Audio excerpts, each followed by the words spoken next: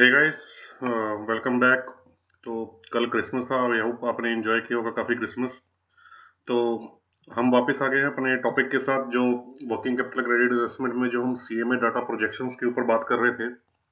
तो प्रोजेक्शंस को मोटा मोटा भी हमने कवर कर लिया है। तो हमारा एक ही चीज़ पेंडिंग रह गई है, वो है कि बैलेंस शीट में प्रोजेक्शंस को कैसे किया जाए। तो देखिए, बैलेंस शीट की जो प्रोजेक्शंस हैं वो मोटा मोटा रेशोज पे बेस्ड होती है। जो की रेशोज आपको समझ में आ गई, तो रेशोज के ऊपर बेस्ड प्रोजेक्शंस होती हैं। तो बेसिकली अगर मैं आपको ब्रीफली बताऊं, तो जो बैलेंस शीट की प्रोजेक्शंस करते टाइम आपको एमपीबीएफ का ध्यान रखना है कि आपका एमपीबीएफ फिट बैठे, जो भी आपके प्रपोज्ड फंडिंग के हिसाब से। एमपीबीएफ के ऊपर मैं ऑलरेडी डिटेल्ड सीरीज में बना चुका हूं।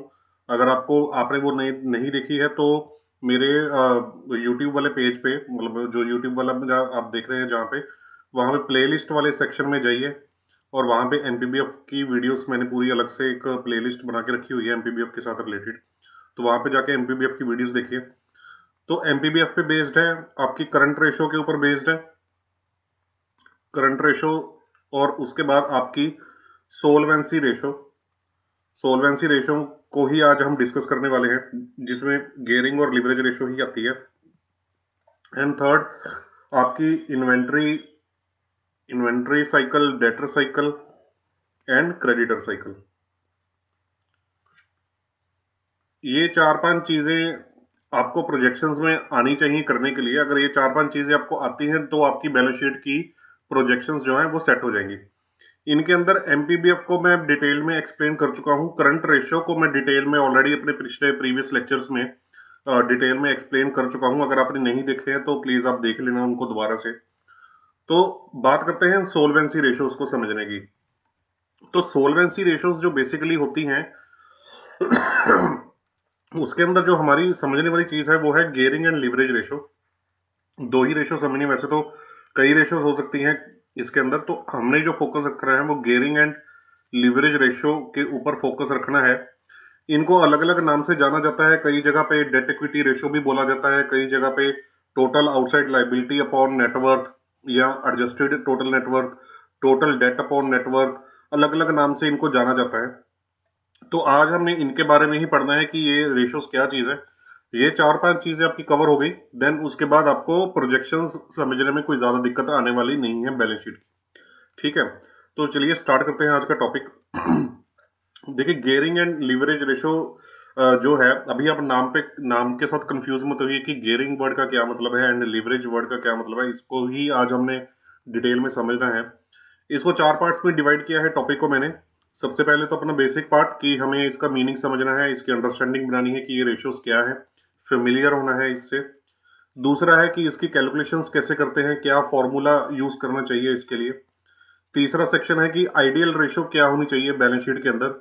तो लास्ट जो पार्ट है कि अगर आपकी आइडियल रेशियो मेट नहीं है, अगर आपकी रेशियो आइडियल नहीं है, तो उसको आइडियल के नियर अबाउट कैसे पहुंचाया जाए, यानी कि उस रेशियो को इंप्रूव कैसे किया जाए अगर आपकी रेशियो सही बैलेंस शीट के अंदर नहीं आ रही। तो ये लास्ट में कवर करूंगा सेक्शन। ये भी काफी इंपॉर्टेंट सेक्शन है जब आप प्रैक्टिकली काम कर रहे हैं किसी क्लाइंट का।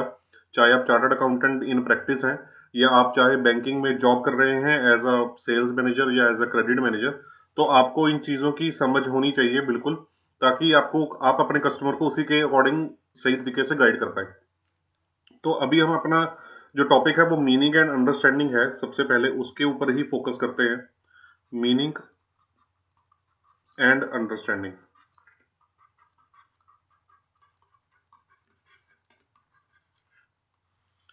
देखिए, जब भी कोई बैंक किसी कस्टमर को लोन देता है, अगर कोई ए लिमिटेड कंपनी है या कोई पार्टनरशिप और प्राइवेटशिप कंसर्न है, अगर बैंक उसको लोन देने जा रहा है, तो बैंक ये जरूर देखना चाहेगा कि उसकी लाइबिलिटीज की पोजीशन क्या है। जो आउटसाइड लाइबिलिटीज हैं उसकी उसकी आउटसाइड लाइबिलिटीज हैं, उसकी पोजीशन क्या है बैलेंस शीट के अंदर। आउटसाइड लाइबिलिटीज से हमारा मतलब है कि जो उसने पैसे देने हैं बाहर वालों को जो उसने पैसे देने हैं,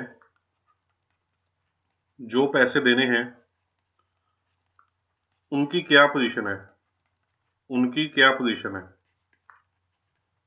उनकी क्या पोजीशन है।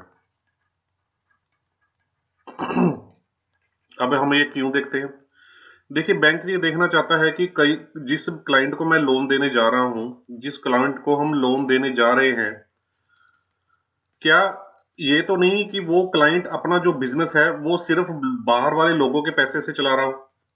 क्या ये मतलब तो नहीं है कि वो क्लाइंट अपना खुद का पैसा उसने क्लाइंट ने बिजनेस में लगा नहीं रखा, और जो वो खुद और जो बिजनेस वो चला रहा है वो बाहर वालों वाले लोगों से ही पैसा लेके बिजनेस चला रहा है? कहीं ये ऐसे बिजनेस में हम पैसा तो नहीं लगाने जा रहे, क्योंकि हम लोन देने जा रहे हैं तो हम उसके बिजनेस में पैसा लगा रहे हैं। तो हम ये देखना चाहते हैं कि उसके जो बिजनेस में टोटल पैसा लगा हुआ है उसके अंदर उसका पैसा भी होना चाहिए और कुछ बाहर वालों का सपोर्ट भी होना चाहिए। ठीक है, तो इसी चीज को हम एक रेशो में डिफाइन कर लेते हैं। तो इस चीज को हम कैसे देखते हैं? अब बैलेंस शीट में आ जाइए, किसी क्लाइंट की बैलेंस शीट में आ जाइए, तो बैलेंस शीट में होता है sources of fund. Sources of funds, यहां पे होता है यूजेज या इन्वेस्टमेंट ऑफ फंड्स। दो पार्ट्स होते हैं बैलेंस शीट के, इन दोनों साइड्स का टोटल बराबर बराबर होता है, टोटल बराबर होता है। सोर्सेज ऑफ फंड्स का मतलब होता है कि पैसा कहां से आया, पैसा कहां से आया। ये होता है कि पैसा कहां लगाया, पैसा कहां लगाया गया। इसको हम बोलते हैं एसेट साइड, एसेट साइड। इसको हम बोलते हैं liability side, asset side and liability side. अब लायबिलिटी साइड में हमारी चीजें आ जाती हैं, जैसे ओनर की इक्विटी आ जाती है, ओनर की इक्विटी आ जाती है, लॉन्ग टर्म लायबिलिटीज आ जाती हैं, शॉर्ट टर्म लायबिलिटीज आ जाती हैं। यहाँ पे एसेट्स आ जाती हैं जिनको हम फिक्स एसेट्स बोल सकते हैं और करंट एसेट्स बोल सकते हैं। इन दोनों का टोटल बराबर होता है, जो भी इन साइड्स का टोटल होता है वो ये टोटल हमारा क्या होता है, इक्वली बराबर होता है। तो सामने मान लीजिए आपने आपके सामने ये वाली बैलेंस शीट प्रेजेंट करी है किसी क्लाइंट ने और वो लोन की डिमांड कर रहा है, तो आप ये जरूर देखना चाहेंगे कि देखिए एसेट्स में उसने कहाँ कहाँ इन्वेस्ट किया है, कौन कौन से फिक्स एसेट्स बनाए हैं, कौन कौन से करंट एसेट्स बनाए हैं, ये तो जरूरी है ही। पर इन एसेट्स पे पैसा लगाने के लिए उसके पास पैसा आया कहां से, ये भी चीज बैंक को देखना जरूरी है, क्योंकि बैंक ने जो पैसा क्लाइंट को देना है वो यहां पे रिफ्लेक्ट करेगा। अब ये किसी क्लाइंट की बैलेंस शीट है तो उसके ये सोर्स ऑफ फंड है, अगर बैंक ने उसको पैसा दिया तो उसके लिए तो सोर्स ऑफ फंड है, तो बैंक का पैसा भी तो यहीं पे रिफ्लेक्ट होएगा ना, इसी साइड पे बैलेंस शीट की। तो जब बैंक का पैसा यहाँ पे रिफ्लेक्ट होना, तो बैंक ये देखना चाहता है कि कहीं ये तो नहीं है कि ये क्लाइंट जो सारा का सारा पैसा है वो बाहर वाले लोगों से ही उठा रहा हो, खुद का पैसा जो ओनर इक्विटी है वो कम साइड पे हो और बाहर वाले लोगों का पैसा उठा के ही ये सारे संपत्ति बना रहा हो। तो अगर ऐसा सिनेरियो है तो कल को क्या होगा, कल को खुद का उसका पैसा तो बिजनेस में लगा नहीं हुआ, यानी कि खुद ने तो कोई रिस्क लिया नहीं हुआ, तो रिस्क किसने लिया हुआ है, सारा बाहर वालों ने। ठीक है, तो कल को बिजनेस सही तरीके से नहीं चलता तो ये तो कह देगा कि भाई मैं तो अपना बोरिया बिस्तर बांध के जा रहा हूं, ये ये बैलेंस शीट आपके सामने है, आपका ही पैसा है, ये पैसा यहाँ पे लगा हुआ है, आप इन संपत्तियों को बेचिए, अपना पैसा निकालिए और चले जाइए। तो भाई ये ये चीज तो प्रैक्टिकली तो जब करने पे आते हैं तो प्रैक्टिकली तो नियर टू इम्पॉसिबल हो जाती है इस चीज को ऑपरेट करना किसी भी के लिए, जब क्लाइंट इंसॉल्वेंट हो जाए तो। ठीक है, तो हम इस पॉइंट ऑफ व्यू से सोचते हैं कि क्लाइंट की सोलवेंसी रहनी चाहिए बिजनेस के अंदर। तो क्लाइंट कितना सोलवेंट है, क्योंकि अगर इंसॉल्वेंट हो गया तो अगर उसका पैसा खुद का नहीं लगा हुआ और वो इंसॉल्वेंट हो गया तो क्या होगा कि वो बिजनेस छोड़ के भाग जाएगा और हमें अपने हाल पे छोड़ देगा। अगर उसने खुद का पैसा ठीक ठाक रेशो पे लगाया हुआ है तो कल को क्या होगा, कल को उसकी सोलवेंसी बढ़ जाएगी। सोलवेंसी कैसे बढ़ेगी, अब ध्यान से देखिएगा, सोलवेंसी कैसे बढ़ेगी ये ध्यान से देखिए। अब मान लीजिए कि ये किसी क्लाइंट ने अपने बिजनेस में 100 रुपए ये अपने पैसे से लगा रखे हैं, लॉन्ग टर्म लाइबिलिटी उसने 200 की, अब इसकी बाइफरकेशन क्या है मैं उसके ऊपर नहीं जा रहा, 200 की उठा रखी है। शॉर्ट टर्म लाइबिलिटी भी उसने मान लीजिए 50 रुपए की उठा रखी है, तो टोटल ये बैलेंस शीट होगी 350 रुपए की।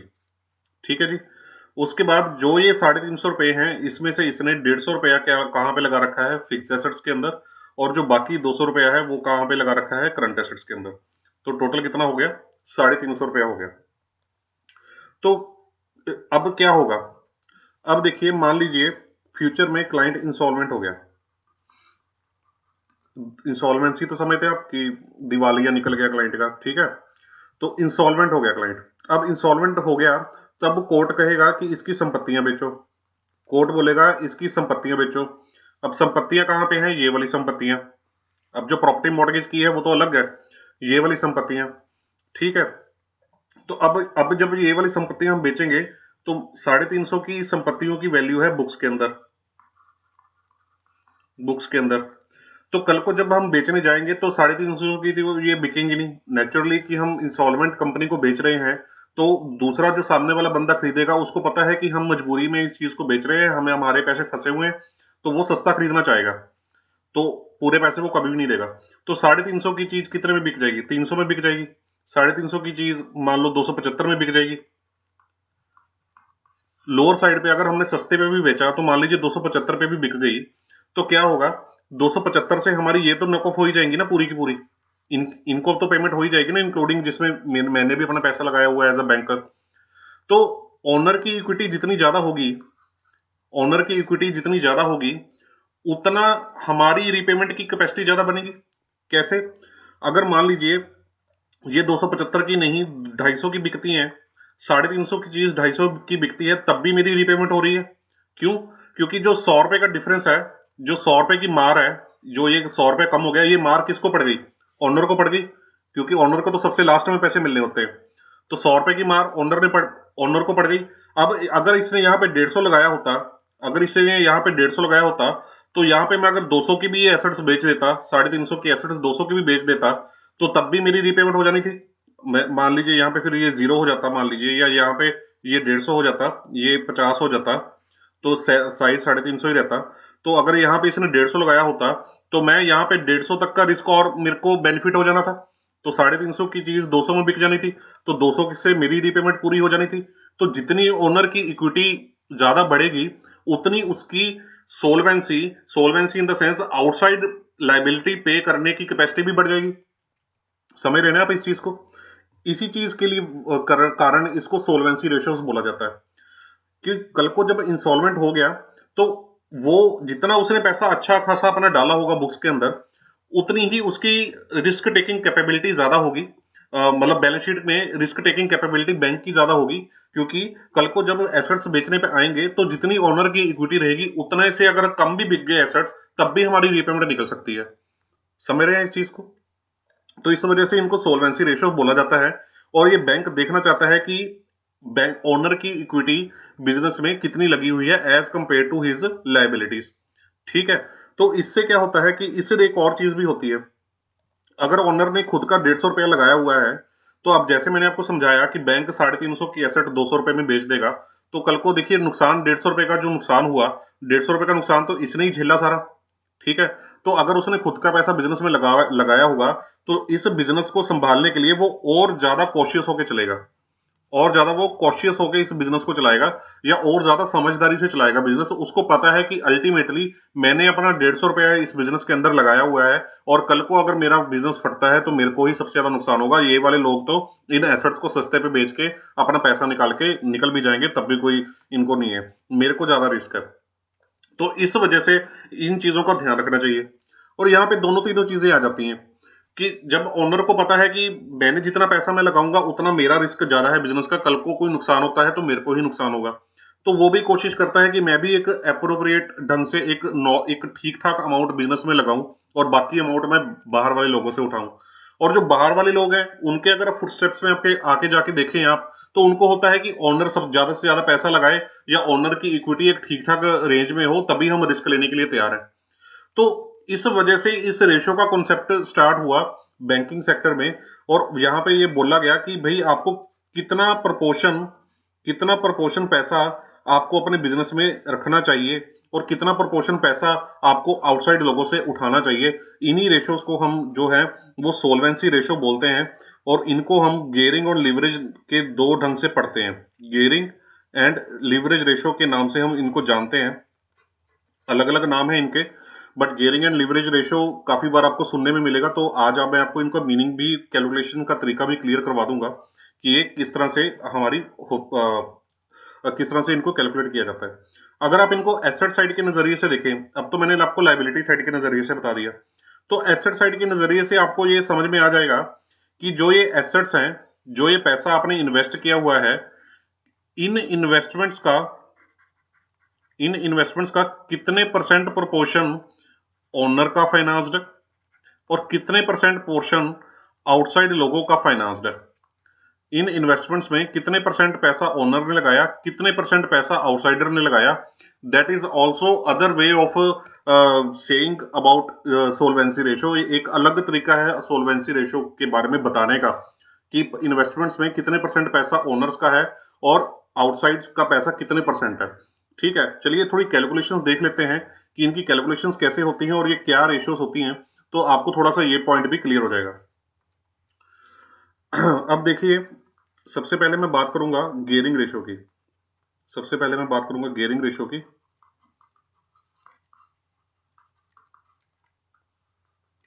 और दूसरी हम बात करेंगे फिर लेवरेज रेशो की।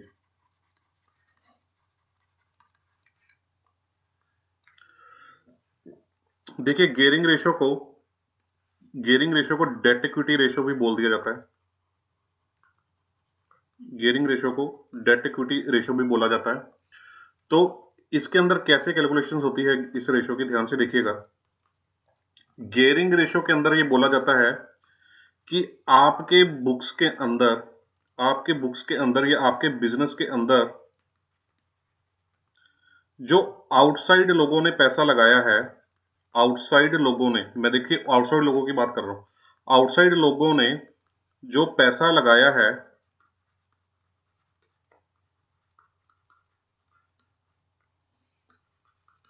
उनमें से उस पैसे में से इंटरेस्ट बेरिंग डेट वाला पैसा कितना है।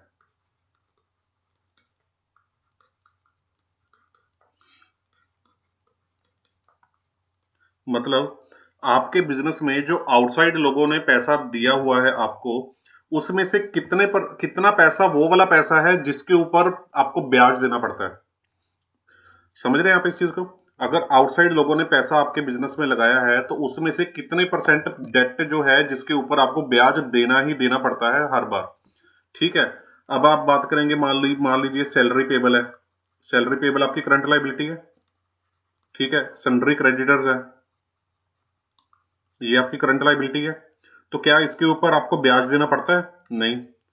सन्ड्री क्रेडिटर्स के साथ आपकी ये टर्म्स हो सकती है कि अगर आपने 60 दिन में पैसा ना दिया, 90 दिन में दिया, तो अब आपको ब्याज देना पड़ेगा। हम वो वाले ब्याज की बात नहीं कर रहे, हम तो ब्याज वो वाली बात कर रहे हैं जो आपको डे वन से देना ही पड़ेगा। सन्ड्री क्रेडिटर्स के ऊपर आपको ब्याज नहीं देना पड़ता उस तरीके का। ठीक है, ऐसे ही आपको कोई अदर लाइबिलिटीज आपकी आ जाती हैं बिजनेस के अंदर, कोई एडवांस रिसीव्ड फ्रॉम कस्टमर है या अदर लाइबिलिटीज हैं, अदर करंट लाइबिलिटीज हैं, उनके ऊपर आपको ब्याज नहीं देना पड़ता। आपकी सीसी लिमिट है, ये भी आपकी करंट लाइबिलिटी है, ये भी आपकी करंट लाइबिलिटी है। 12 महीने की होती है ना सीसी लिमिट, ये भी आपकी करंट लाइबिलिटी है। तो क्या ये इंटरेस्ट बेरिंग डेट है आपका? जी बिल्कुल, क्योंकि इसके ऊपर आपको डे वन से ही ब्याज देना पड़ता है। तो इंटरेस्ट बेरिंग डेट का मतलब ये नहीं है कि इसमें सिर्फ वो वाले लोन आएंगे जो लॉन्ग टर्म नेचर के हैं या किश्तों वाले हैं।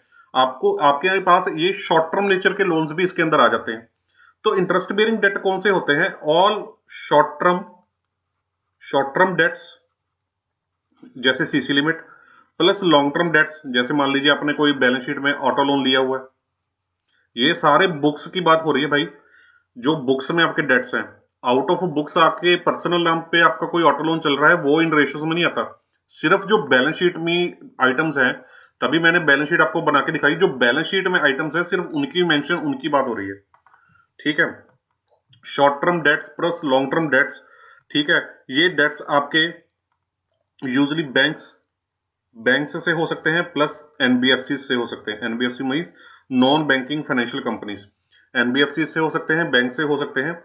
इन डेट्स को हम देखेंगे। ठीक है, अगर आपकी ये बैलेंस शीट है,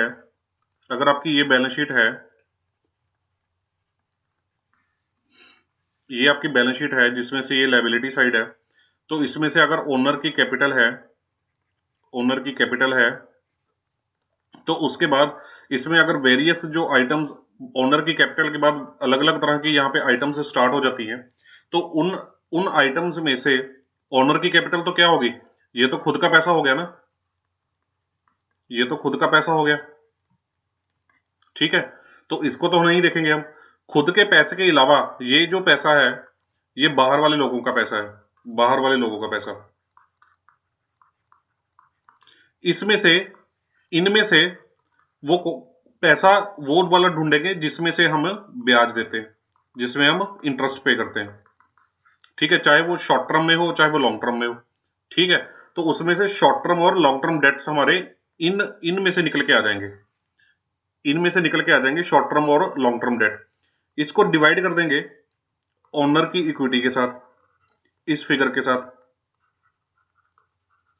तो हमारी गेयरिंग रेशो निकल के आ जाएगी।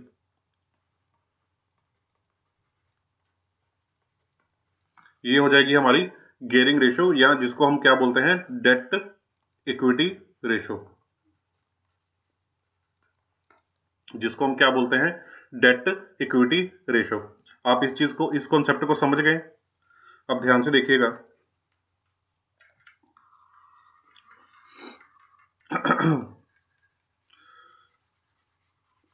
इसको इरेज कर देते हैं पहले, इसको हम डेट इक्विटी रेशो बोल देते हैं, जिसमें शॉर्ट टर्म डेट और लॉन्ग टर्म डेट आ गए और हमारे साथ में ऑनर की इक्विटी भी आ गई, ठीक है। तो अब एक सैंपल अगर मैं आपको बैलेंस शीट दिखाऊं, अगर इस बैलेंस शीट को मैं दोबारा फ्रेम करूं, तो इसमें एक कॉन्सेप्ट और आ जाता है। ऑनर की इक्विटी बोल देते हैं, या इसको नेटवर्थ बोल देते हैं, ठीक है, या इक्विटी वर्ड बोल देते हैं अकेला, या इसको TNW बोल देते हैं। TNW means total net worth.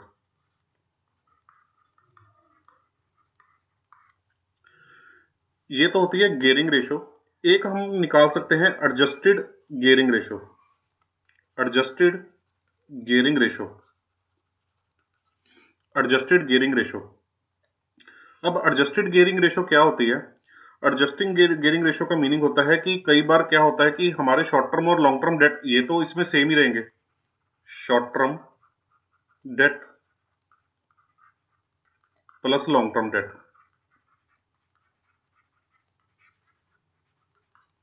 इसमें जो हम नीचे डिनोमिनेटर में लगाएंगे जो इक्विटी, वो TNW को हम लिखेंगे adjusted, adjusted equity, adjusted net worth, adjusted total net worth ATNW भी बोल देते हैं, या adjusted equity, adjusted, adjusted word साथ में ऐड कर देते हैं। इसमें क्या होता है कि ये वाली फिगर्स जो हमारी होती हैं ओनर इक्विटी की, इसमें हम ऐड कर देते हैं unsecured loans, unsecured loans from family members, family members, close relatives,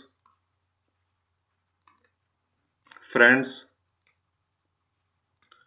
sister concerns, कोई हमारे ग्रुप की ही फॉर्म है, sister concerns etcetera, which shell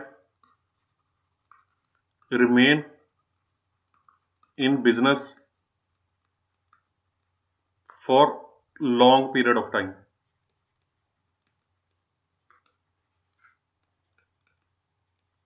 which shall remain in the business for long period of time. अब क्या चीज है कि कई बार क्या होता है कि जो क्लाइंट्स होते हैं, उन्होंने बैलेंस शीट के अंदर, उन्होंने बैलेंस शीट के अंदर अपनी ओनर ने, जो प्रोपराइटर है, उसने अपनी इक्विटी डाल दी 100 रुपया। अब उसने क्या किया कि उसको बिजनेस में पैसा और चाहिए था, तो उसकी वाइफ के पास पक्के के पैसे कुछ पड़े थे, या उनकी डॉटर के पास पड़े थे, या उसके फ्रेंड्स के पास पड़े थे, या ग्रुप कंसर्न्स के पास पड़े थे, तो उसने उनसे लोन ले लिया, मतलब अपनी with in the family he loan ले लिया। तो उन विद इन, ये तो देखिए कच्चे पक्के के पैसे की एडजस्टमेंट होती है, पैसा इसी का होता है, इसने कच्चे के। अब क्या होता है कि मैं अगर आपको प्रैक्टिकली बताऊं, तो क्या होता है कि अगर अगर मान लीजिए, अगर मान लीजिए मेरे पास 100 रुपये बैंक में पड़े हैं, तो ये मेरे पक्के के पैसे हो गए 100 रुपये, और 100 रुपये का मेरे पास कच्चे का पैसा पड़ा है, 100 रुपये मेरे पास कच्चे के पैसे पड़े हैं जो मैंने रिपोर्ट नहीं कर रखे, फॉर एग्जाम्पल, ठीक है। तो क्या होता है कि अब मेरा एक फ्रेंड है मिस्टर ए, उसके पास 100 रुपए बैंक में पड़े हैं, उसके पास 100 रुपए बैंक में पड़े हैं पक्के के, यानी कि बैंक में पड़े हैं तो पक्के के हो गए, ठीक है। अब इसने आगे एक प्रॉपर्टी खरीदनी है, इसने आगे एक प्रॉपर्टी परचेज करनी है, तो आपको पता ही है कि प्रॉपर्टी अगर 100 रुपए की है तो उसकी रजिस्ट्री तो 10 रुपए की होगी, बाकी 90 रुपए तो आपको कच्चे में ही पे करने होते हैं। सिस्टम है इकोनॉमिक, सारी सरकार को पता है, इनकम टैक्स डिपार्टमेंट को पता है, इसमें कुछ छुपाने वाला नहीं है, सबको ही पता है कि ये मार्केट के अंदर सिस्टम चलता है। तो उसने प्रॉपर्टी खरीदनी है, तो उसने क्या करना है कि उसने 10 रुपए, मान लीजिए उसने जो प्रॉपर्टी खरीदनी है, तो उसको उसको 100 रुपया कच्चे का चाहिए पेमेंट करने के लिए प्रॉपर्टी वाले को, क्योंकि जो रजिस्ट्री करने के लिए जो उसके पास पैसा है वो तो उसके पास अलग पड़ा ही है, पर उसको कच्चे की पेमेंट भी करनी है 100 रुपए की, तो उसको वो कच्चे का 100 रुपया चाहिए। इसके पास तो पक्के का है बैंक का 100 रुपया, तो ये पक्के का पैसा किसी को आगे भेज नहीं सकता। ये मान लो मिस्टर बी से बाय कर रहा है, ये मान लो मिस्टर बी से बाय कर रहा है, तो मिस्टर बी कहता है कि बाकी पैसा भाई मेरे को कच्चे की रोकड़ दो, मेरे बैंक में 100 रुपए मत भेजना, मैं सरकार को 100 रुपए की इनकम नहीं दिखाना चाहता। तो ठीक है, तो मिस्टर ए ने 10 रुपए की रजिस्ट्री कराई है, और 110 रुपए की टोटल प्रॉपर्टी है, और 10 रुपए की रजिस्ट्री कराई है, और 100 रुपए उसको, 10 रुपया तो जो रजिस्ट्री वैल्यू है वो तो पक्के में ही पे करेगा, बाकी 100 रुपया उसको कच्चे में पे करना है। तो इसने क्या किया, मिस्टर ए ने इसको, इसके पास 100 रुपया जो इसको था बैंक में पड़ा था, और 100 रुपया इसके पास कच्चे में पड़ा था। तो इसने क्या किया, ये मिस्टर सी था, जो हम हैं, मतलब हमारा क्लाइंट है जो सी, इसके पास 100 रुपए थे कच्चे के। इसने क्या किया, इसको चाहिए थे 100 रुपए पक्के के, तो इसने क्या किया, इसको 100 रुपए ये कच्चे वाले दिए, और 100 रुपए जो इसके पास बैंक में पड़े थे, इसको अपनी बुक्स में लोन दिखा लिया, लोन फ्रॉम मिस्टर ए, अपने पैसे अपनी किताबों में ले लिए, अपने बैंक अकाउंट में ट्रांसफर करवा लिए ये 100 रुपए, और बदले में इसको अंडर द टेबल 100 रुपए दे दिए, और 100 रुपए लोन फ्रॉम मिस्टर ए यहाँ पे दिखा दिया। इसके पास ये खत्म हो गए, इसके पास 100 रुपए अंडर द टेबल आ गए, और इसने जो अंडर द टेबल यहाँ पे मिस्टर बी को पेमेंट करनी थी वो अंडर द टेबल यहाँ पे पेमेंट कर दी। तो यहाँ पे आगे ऐसे ट्रांजेक्शन सेटल डाउन हो गई, ठीक है। तो यहाँ पे 100 रुपया रोकड़ दिख गई, ठीक है। तो ये 100 रुपए यहाँ पे ही मेंटेन रखेगा, क्योंकि असल में मिस्टर सी और मिस्टर ए ने एक दूसरे से कुछ भी लेना देना नहीं है। मिस्टर सी मिस्टर ए को 100 रुपया अंडर द टेबल पे कर चुका है, और मिस्टर ए ने उसके बदले में उसको 100 रुपया बुक्स में एंट्री दे दी। तो अब ये 100 रुपए की एंट्री यहाँ पे बुक्स के अंदर आ गई, लोन फ्रॉम मिस्टर ए, जो उसका क्लोज फ्रेंड है या क्लोज रिलेटिव लगा लो या फैमिली मेंबर लगा लो, होता ये इसी का यही पैसा है, वो उसको अलग शेप में इनडायरेक्टली ले लिया जाता है बुक्स के अंदर। या ये भी हो सकता है कि मिस्टर ए ने जेन्युइनली उसको पैसा दे दिया हो, अगर ये ट्रांजेक्शन नहीं हुई तो जेन्युइनली भी दे दिया हो। तो एमएसएमई सेक्टर में ये चीज होना बड़ी ही आम बात हमने देखी गई है बुक्स के अंदर। इनको unsecured loans from family members, friends, ये मिस्टर ए है, कोई फर्म के नाम पे भी ले लिया जाता है पैसा। तो ये पैसा, मेन चीज आपको समझने वाली ये होती है कि अगर आप जब किसी केस को असेस कर रहे हो, किसी क्लाइंट को असेस कर रहे हो, तो आपको ये समझने वाली चीज होगी, आपको क्लाइंट से ये अंडरटेकिंग रिटर्न लेनी पड़ेगी कि ये पैसा बुक्स से बाहर नहीं निकलेगा, कि ये पैसा लंबे समय के लिए बुक्स के अंदर रहेगा, और ये पैसा बुक्स के अंदर बाहर नहीं निकलेगा। अगर आपको आपका क्लाइंट और आपका बोरोवर ये अंडरटेकिंग देता है, तो आप इसको as equivalent to owner equity मान लीजिए। आप मान लीजिए कि ये ओनर की इक्विटी ही है, इसको अदर वर्ड्स में क्वाजी इक्विटी बोल दिया जाता है, क्योंकि सबको पता है कि ये पैसे का हेरफेर क्या चलता है।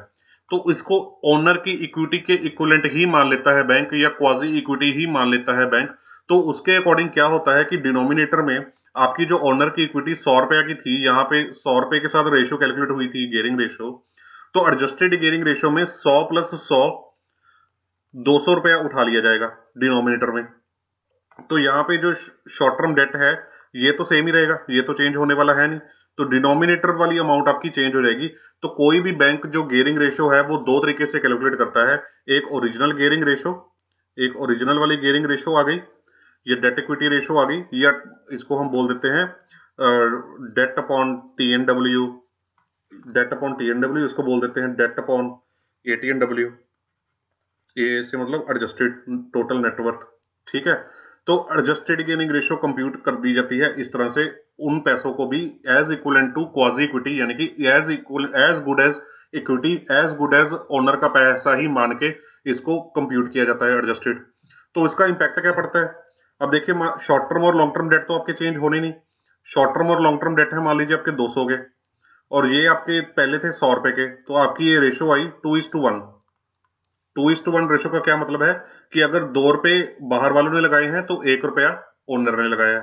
ठीक है, तो अब अगर जब जब एडजस्टेड कंप्यूट करते हैं तो ये तो फिगर सेम ही रहनी है 200 की। अब नीचे भी 200 आ गया क्योंकि 100 रुपया और ऐड हो गया, तो आपकी ये रेशो आई 1:1 कि अगर 1 रुपया डेट से रेज किया है, इंटरेस्ट बेरिंग डेट से, तो 1 रुपया ओनर ने भी डाला है, मतलब बराबर बराबर हिस्सेदारी है। यहाँ पे 2 रुपया डेट से रेज किया है और 1 रुपया ओनर ने खुद का डाला है, तो मतलब इस रेशो में रिजल्ट बेटर आया, इस रेशो में रिजल्ट बेटर आया। ये जो रेशियोज होती हैं गियरिंग एंड लीवरेज रेशो, जितनी लोअर होंगी, जितनी जितनी लोअर आएंगी उतना ही बेटर है, क्योंकि लोअर रेशो क्या लोअर रेशो क्या साबित करती है।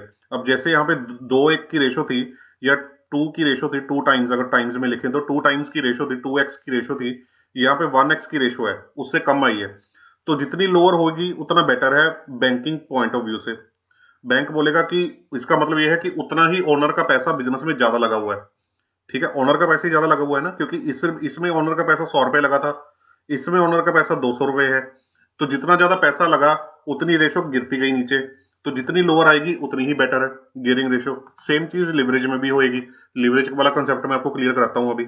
लोअर द रेशो मतलब जितनी लोअर होगी उतना बेटर है, क्योंकि डिनोमिनेटर में आपकी उसका मतलब कैपिटल उतनी ही ज्यादा है। तो दो तरीके से ये रेशो को कंप्यूट किया जाता है बैंक के द्वारा। ठीक है, तो अब इसके अंदर क्वाजी इक्विटी वाला कॉन्सेप्ट आपको क्लियर हो गया, एडजस्टेड टोटल नेटवर्थ वाला क्लियर हो गया।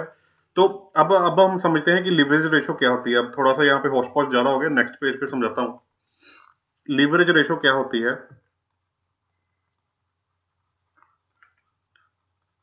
लिवरेज रेशो इसको हम बोल देते हैं TOL अपॉन TNW, और एडजस्टेड लिवरेज रेशो को बोलेंगे हम TOL upon ATNW। TOL means total outside liability. देखिए नाम से ही आपको समझ में आ गया होगा कि इसमें क्या चीजें उठानी है आपको। टोटल आउटसाइड लायबिलिटी, और ATNW में क्या आ गया, एडजस्टेड टोटल नेटवर्थ।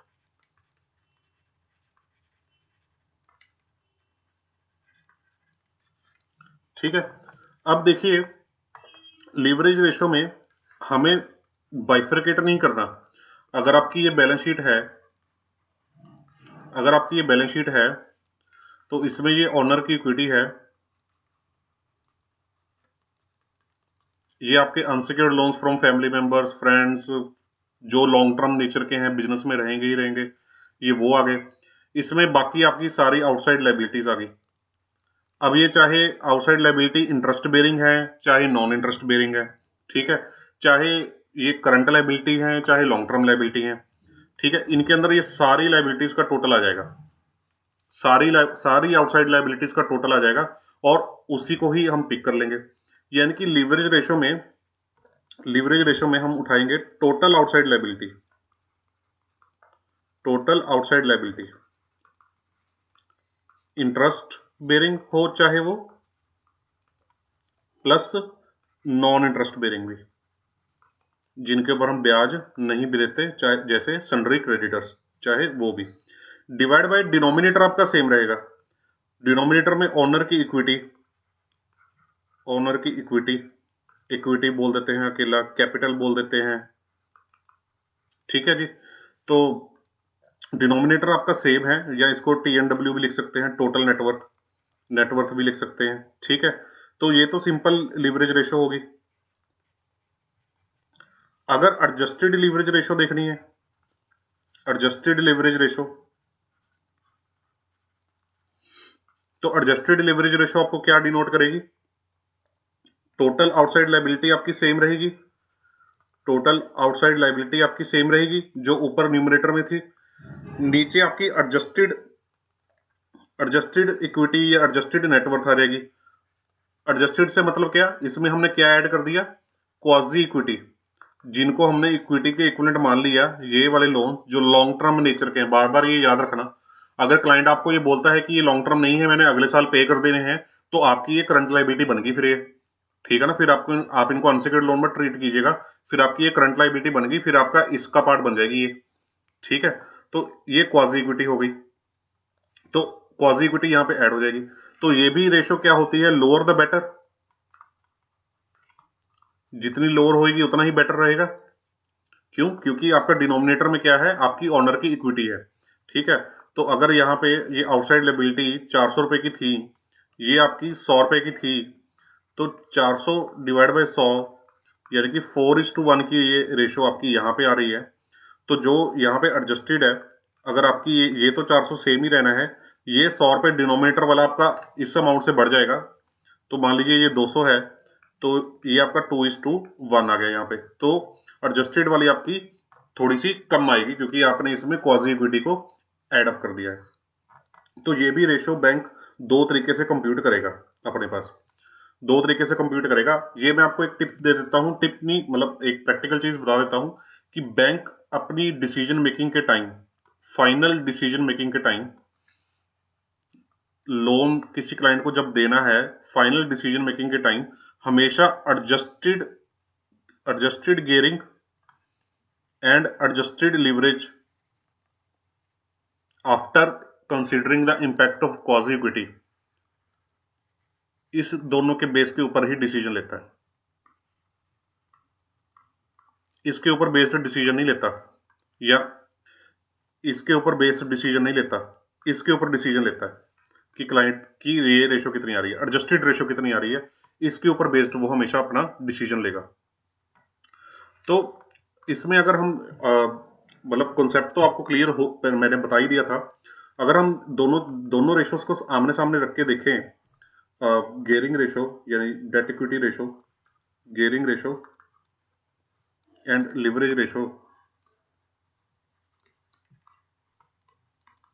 अगर इन दोनों को हम आमने सामने रखें तो ये है interest bearing debt, interest bearing debt divide by TNW यानी टोटल नेटवर्थ, या adjusted total net worth after considering quasi equity. इसमें आपके आ गए interest bearing plus non interest bearing date,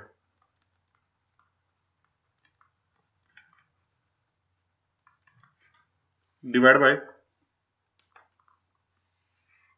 bye TNW upon या ATNW एडजस्टेड टोटल नेटवर्थ, ठीक है जी। तो ये इनका फॉर्मूले का डिफरेंस है बेसिकली दोनों के। तो आपने एक चीज नोटिस करी होगी कि इसमें एक आइटम आ रही है, तो इसमें ये वाली आइटम तो आ ही रही है, प्लस ये भी आ रही है। तो न्यूमरेटर किसका बड़ा है, न्यूमरेटर जो है वो लीवरेज रेशियो का बिगर है, जबकि जो डिनोमिनेटर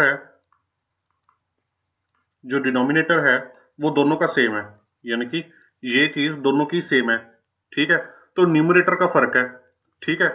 तो जो गेयरिंग रेशो है वो हमेशा आपकी थोड़ी कम आएगी as compare to leverage ratio, क्योंकि न्यूमरेटर इसका छोटा है और इसका न्यूमरेटर बड़ा है।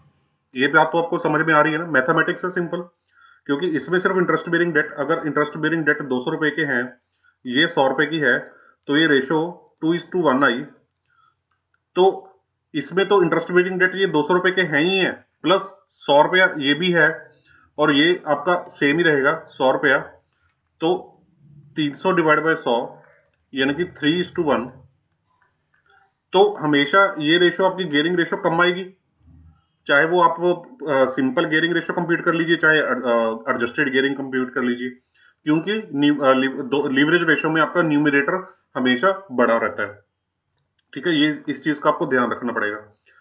तो इसी वजह से अगर हम बात करें कि आइडियल रेशो कितनी होनी चाहिए, देखिए फर्स्ट ऑफ ऑल मैं एक और चीज भी आपको क्लियर करा दूं कि जो ये फॉर्मूला मैंने आपको लिखाया है, ये 80% ऑफ द टाइम आपका ट्रू बैठता है बैंकिंग सेक्टर में, कि बैंक्स इसी बेसिस के ऊपर आपकी रेशोस को कंप्यूट करते हैं। थोड़ा बहुत कंपनी के अकॉर्डिंग ऊपर नीचे किसी आइटम को कर लिया, या कोई आइटम एडिशनल ऐड कर ली या माइनस कर दी, या कुछ AT&W कंप्यूट करते टाइम उन्होंने कुछ माइनस प्लस माइनस कर दिया नीचे, कि फॉर एग्जांपल यहाँ पे उन्होंने बोल दिया कि जो टोटल नेटवर्थ कंप्यूट करनी है वो after adjustment of miscellaneous expenditure on asset side, या after adjustment of any other non operating nature asset, वो कंप्यूट करनी है, देन बैंक टू बैंक उस चीज को आप एडजस्ट कर लीजिएगा, जो बैंक का तरीका है, ठीक है। अदरवाइज मोटा मोटा फॉर्मूले का लॉजिक यही है, फॉर्मूला इसी तरीके से फॉलो होता है।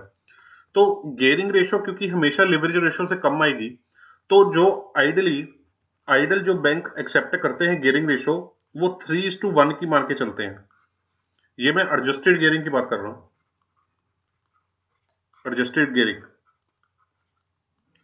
बैंक 3 या 3.5:1 मैक्सिमम, ये मैक्सिमम रेंज है अक्रॉस द इंडस्ट्री। जो स्टैंडर्ड मैंने देखा है, वैसे तो आप जिस जिस बैंक में काम करेंगे वो अपना अपना स्टैंडर्ड बताएंगे, पर जब अल्टीमेटली अगर आप किसी मेच्योर क्रेडिट डिसीजन मेकर से जब बात करेंगे, जो इंडस्ट्री में 8-10 साल 12 साल काम कर चुका है, तो जब उसके साथ आप केस डिस्कस करेंगे, उसको समझाएंगे अपने क्लाइंट के बारे में, अपने केस के बारे में, तो जब वो डिसीजन मेकिंग का टाइम आएगा, तो चाहे बैंक का इंटरनल नॉर्म कुछ भी हो, वो इसी के आसपास आके अटकेगा कि 3 3.5 के करीब, 3.5 तो वो ज्यादा तक देखेगा, 3 के करीब वो कोशिश करेगा कि आपकी जो गेयरिंग रेशो है वो 3 के करीब रहे, 3:1 के करीब रहे। और क्योंकि लीवरेज रेशो हमेशा गेयरिंग रेशो से बड़ी ही आएगी, तो अगर ये 3:1 आएगी तो ऑब्वियसली ये बड़ी आएगी, क्योंकि इसका न्यूमरेटर बड़ा है, तो वो ये बोलेगा कि ये 4:1 या मैक्सिमम 5:1 तक जा रही है। कौन सी वाली? एडजस्टेड वाली। 5 तक तो वो मेरे हिसाब से नहीं जाना चाहेगा, 4:1 वो जाना चाहेगा। 4:1 का मतलब हो गया कि 400 रुपए के पीछे 100 रुपया, तो 4:1 रेशो वो आपकी मेंटेन करना चाहेगा कि 400 रुपए के पीछे, हर 4 रुपए के पीछे 1 रुपया क्लाइंट ने अपना लगाया हो, यानी कि हर 400 रुपए का, यानी कि 25%, 400 का 25% कितना होता है? 100 रुपया। यानी कि हर हर 1 रुपए के बदले, हर 1 रुपया जो बाहर वाले बंदे ने लगाया है, उसके बदले 25 पैसे क्लाइंट ने खुद के डाले हो, 25% ओनर एक कंट्रीब्यूशन हो, तो वैसे वो 4 के ऊपर ही आपको अटकाएगा। पर ज्यादा से ज्यादा अगर और केस बहुत ज्यादा कंफर्टेबल है, आपने प्रॉपर्टी अच्छी ऑफर की है, आपका बिजनेस बहुत बढ़िया चल रहा है, तो वो माइट भी 5 तक भी पहुंच जाए। कुछ कुछ बैंक्स हैं वो 6 तक भी पहुंच जाते हैं, ठीक है। तो ये रेशो का आइडियल सर्कमस्टांस है गियरिंग रेशो 3.5 मतलब मैक्सिमम इतना, इस रेंज तक, ये 5 6 4 5 6 मतलब इस रेंज में, depending on bank to bank. But personally अगर आप मेरे से पूछे, मैं प्रेफर करता हूं कि गियरिंग रेशो किसी क्लाइंट की 3:1 के करीब हो, ये 5 के करीब हो लीवरेज रेशो, तो मैं एज अ डिसीजन मेकर, अगर मैं अपनी अथॉरिटी में डिसीजन करना हो केस, तो मैं इतने के ऊपर सेटिस्फाइड फील करूंगा, क्यों लीवरेज रेशो हमेशा थोड़ी सी ज्यादा ही आएगी। एक एडिशनल पॉइंट मैं आपको इसमें ऐड करवा देता हूं समझाने के लिए, कि इसमें जैसे आपने लाइबिलिटीज उठाई, इंटरेस्ट बेरिंग डेट, इसमें interest bearing plus non interest bearing debt उठाया, तो एक कॉन्टीजेंट लाइबिलिटी होती है। कॉन्टीजेंट लाइबिलिटी समझते हैं आप? कॉन्टीजेंट लाइबिलिटी वो होती है जो बैलेंस शीट के अंदर नहीं आती, बैलेंस शीट के फुटनोट में आती है, बैलेंस शीट के फुटनोट में आती है कि भाई इस क्लाइंट की इतनी कॉन्टीजेंट लाइबिलिटी है। कॉन्टीजेंट मींस कि इतनी लाइबिलिटी क्लाइंट को मे भी देनी पड़े फ्यूचर में, अभी पता नहीं कि देनी पड़ेगी कि नहीं देनी पड़ेगी, पर देनी पड़ सकती है। ये ज्यादातर कॉन्ट्रैक्टर के केस में होती है। तो जब कोई बैंक बैंक गारंटी इशू करता है, तो जब कोई बैंक बैंक गारंटी इशू करता है, तो बैंक गारंटी एक सिर्फ पीस ऑफ पेपर होता है, तो ये एक कॉन्टीजेंट लाइबिलिटी होती है बैंक गारंटी, ठीक है। तो कई बार बैंक क्या करते हैं कि जितनी अमाउंट की बैंक गारंटी इशू की है, बैंक्स इस रेशो में वो बैंक गारंटी को ऐड कर लेते हैं, क्योंकि बैंक गारंटी बुक्स में नहीं आती, तो उसको मैनुअली उस अमाउंट को यहाँ पे एक रेशियोस कंप्यूट करते टाइम ऐड कर लेते हैं बैंक गारंटी को। बैंक ये मान के चलते हैं कि कल को क्लाइंट का कॉन्ट्रैक्ट फुलफिल ना हुआ और ये बैंक गारंटी की लाइबिलिटी भी उसको देनी पड़ गई, जो बैलेंस शीट में नहीं आ रही, क्योंकि बैंक गारंटी सिर्फ एक पीस ऑफ पेपर होता है जो बैलेंस शीट में नहीं आ रही, पर अगर क्लाइंट को देनी पड़ गई लाइबिलिटी, तो तब उसकी रेशो क्या निकल के आएगी? तो वो बैंक गारंटी को कई बार एक्स्ट्रा ऐड करके चल लेते हैं इन रेशियोज के अंदर, ताकि थोड़ा सा और एक्यूरेट तरीके से कंप्यूट किया जा सके। बाकी इसकी एक्यूरेसी का कोई एंड नहीं है। आप जितनी एक्यूरेसी पे जाना चाहें उतना ही बेटर है। अब मैं आपको एक एक्यूरेसी के ऊपर अगर मैं आपको बताना चाहूं, तो आप एक बात सोचिए ध्यान से, अगर मैं वैसी जनरल डिस्कशन कर रहा हूं आपसे, अगर बैलेंस शीट में ये जो टी एन डब्ल्यू यानी कि जो ओनर की इक्विटी आपने उठाई है, ओनर की इक्विटी अगर आपने 100 रुपए उठाई है, और यहाँ पे उसके कोई नॉन ऑपरेटिंग या वो वाले एसेट्स हैं जो बैड हो चुके हैं, बैड एसेट्स हैं जिनसे कुछ रियलाइजेशन नहीं होनी है उसको। मान लीजिए कोई डेटर्स हैं जिनसे कोई रिलेशन उसको होनी ही नहीं है, डेटर्स के पैसे मर चुके हैं, ठीक है। मान लीजिए उसने नीरव मोदी से 2 करोड़ रुपए लेने थे, नीरव मोदी से, सॉरी 2 करोड़ बोल गया, मान लीजिए 50 रुपए इसने नीरव मोदी से लेने थे, तो ये पैसे इसके मर चुके हैं, ठीक है। तो ये पैसा अगर मर गया तो 100 रुपए में से 50 तो गया। मैंने ये एग्जांपल जो समझाई थी कि एसेट्स को बेच के फिर रियलाइज कितना होगा, ये 50 रुपया तो गया ऑलरेडी, ये 50 तो गया ऑलरेडी। तो ओनर की इक्विटी यहां पे 100 लें या 50 लें, 100 लें या 50 लें, 50 उठानी चाहिए ना, ऑब्वियसली 50 उठानी चाहिए, क्योंकि 50 तो मर गया पैसा, ठीक है। तो एडजस्टमेंट्स करने पे आए, अगर आप सही अंडरराइटिंग करने पे आए किसी क्लाइंट की, तो आप इस रेशो को अपने मुताबिक मोल्ड करके भी प्रेजेंट कर सकते हैं अपने सीनियर्स को या क्लाइंट को। सिर्फ मैथमेटिकल बुकिश फॉर्मूले से जाने से मतलब नहीं है, आपको लॉजिक क्लियर होना चाहिए कि अल्टीमेटली मैं सोल्वेंसी रेशो क्यों देख रहा हूं। मेरे देखने का मतलब तो यही होता है ना कि भाई क्लाइंट का पैसा, गुड वाला पैसा कितना लगा हुआ है बिजनेस में। अब भाई अगर उसने 100 रुपए में से 50 रुपए ऑलरेडी डुबा लिए हैं, तो इन 50 रुपए को मैं क्यों मानूं कि वो उसके बिजनेस में इन्वेस्टेड है, ये तो डूब गया पैसा। तो 100 में से 50 तो गया, तो कितना बचा, 50 ही तो बचा, तो यहाँ पे 50 ही लेके चलते हैं ना। आप ये बिल्कुल कंप्यूट कर सकते हैं इस चीज को, चाहे आपका जो सीएमए डाटा है वो इस चीज को कंसिडर ना करे, ये 50 रुपए को वो कंसिडर ना करे। अगर वो कंसिडर नहीं कर रहा, तो आप मैनुअली अपनी मैनेजमेंट को प्रेजेंट कीजिए, अपने सेल्स काउंटर पार्ट को प्रेजेंट कीजिए, अपने क्लाइंट के सामने अपनी बात रखिए, अपने क्लाइंट के सीए के सामने बात रखिए अपनी, कि सर आपकी कैपिटल 100 रुपए थोड़ी, आपकी 50 रुपए कैपिटल है, 50 की तो कैपिटल आपकी मर गई है। तो इस तरीके से आप इस चीज को और ज्यादा रिफाइन भी कर सकते हैं, और ज्यादा भी समझ सकते हैं इन चीजों को, ठीक है ना। अगर मान लीजिए यहां पे एक और एग्जांपल है, तो टोटल नेटवर्थ में से अगर मान लीजिए उसने यहां पे अपनी बीवी को 50 रुपए का लोन दे रखा है एसेट साइड पे, तो भाई ये जो बीवी को 50 रुपए का लोन दे रखा है, 100 रुपया पहले अपने नाम पे यहाँ पे दिखा दिया कि 100 रुपया मेरा लगा हुआ है, 100 रुपया मेरा लगा हुआ है। यहाँ पे हम जो एडजस्टेड नेटवर्थ कंप्यूट कर रहे हैं, इसमें फैमिली मेंबर्स के लोन्स भी काउंट कर रहे हैं। तो अगर एसेट साइड पे उसने फैमिली मेंबर को लोन दे दिया, तो इसको माइनस भी तो करना चाहिए। अगर मैं इसको 200 रुपए को यहाँ पे उठा रहा हूँ एडजस्टेड नेटवर्थ में, तो ये जो 50 रुपया इसने आगे दे दिया, तो ये 50 रुपया भी तो मेरे को माइनस करना चाहिए। चाहे मैं ये 100 रुपया, मान लीजिए ये 100 रुपया यहाँ पे नहीं भी है, यहाँ पे मैं 100 रुपया ही लेके चल रहा हूँ, तब भी अगर इसने 50 रुपया अपने फैमिली मेंबर को, रिलेटिव को, अपनी वाइफ को, अगर किसी को, ग्रुप कंसर्न को, किसी भी नॉन ऑपरेशनल को अगर लोन दिया हुआ है, तो ये लोन भी तो मेरी इसमें से 18W में से माइनस हो जाना चाहिए। तो मेरे को यहाँ पे 18W नेट कंसीडर करनी चाहिए, ऑब्वियसली नेट कंसीडर करनी चाहिए। बहुत सारे बैंक करते भी हैं इसी तरीके से। ये जो दो चीजें मैंने आपको समझाई हैं, ये प्रैक्टिकली बैंक से कंसीडर भी करते हैं। एक दो बैंक्स के मैंने सीएमए डाटा देखे हैं, उनके सीएमए डाटा ओनर की इक्विटी में से ये चीज और ये चीज माइनस करके चलते हैं। वो ये कहते हैं कि गियरिंग रेशो और लीवरेज रेशो हमारी सही कंप्यूट हो, सही कैपिटल के ऊपर कंप्यूट हो, ठीक है।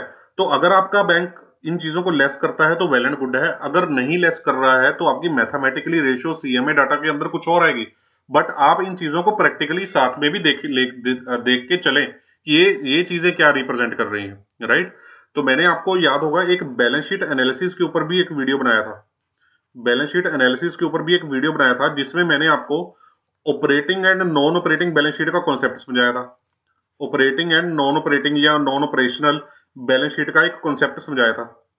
मैंने समझाया था कि हमने जो बैलेंस शीट को फंड करना होता है, हमने जिस बैलेंस शीट पे लोन देना होता है, हमने एक बिजनेस को लोन देना होता है। अगर कोई नट बोल्ट्स का बिजनेस कर रहा है, तो मैं ये देखना चाहता हूं कि उसके नट बोल्ट्स के बिजनेस के साथ रिलेटेड इन्वेस्टमेंट्स क्या है, और उन इन्वेस्टमेंट्स का सोर्स ऑफ फंड क्या है। बाकी उसके अलावा जो पैसा है जो मर गया है, या उसने कोई अदर एडवेंचर्स में लगा रखा है, अदर चीजों में लगा रखा है, वो मैं मान के चलूंगा कि उसने अपने पैसा, अपनी इक्विटी को दूसरे पैसे बिजनेस में लगा दिया, मैं उस पैसे को उसमें से माइनस कर दूंगा।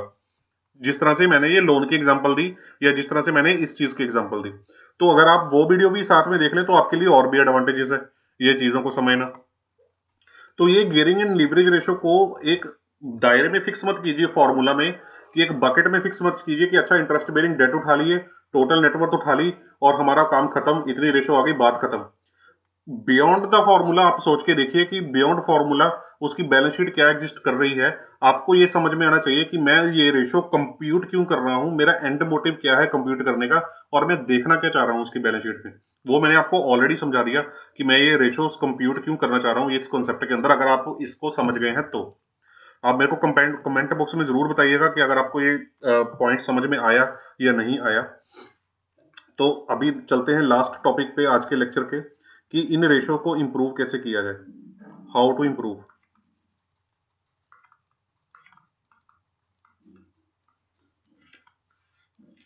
अब गियरिंग है रेशो, लीवरेज रेशो है, ठीक है जी।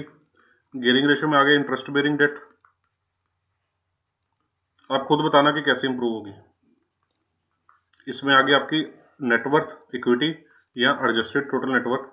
इसमें एडजस्टमेंट्स आप वो कर लीजिएगा कि अगर आपने एसेट साइड पे कोई फालतू जगह में पैसा डिवर्ट कर दिया, किसी नॉन बिजनेस पर्पज से डिवर्ट कर दिया, मान लीजिए मेरा नट बोल्ट्स का काम है, आपने कोई मान लीजिए इलेक्ट्रिसिटी कंपनी में कोई पैसा लगा दिया, ठीक है, वो पैसा यहाँ से माइनस कर लीजिए।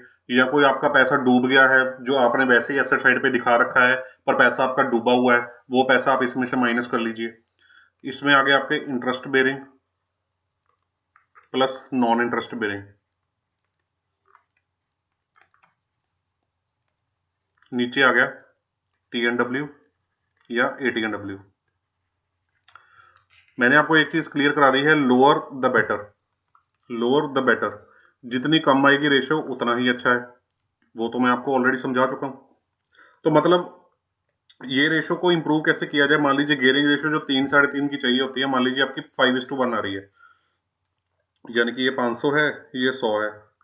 सिमिलरली मान लीजिए ये आपकी 700 डिवाइड बाई 100, ये 7:1 की रेशो आ रही है, ये 7:1 की रेशो आपकी आ रही है, ये 5:1 की रेशो आ रही है।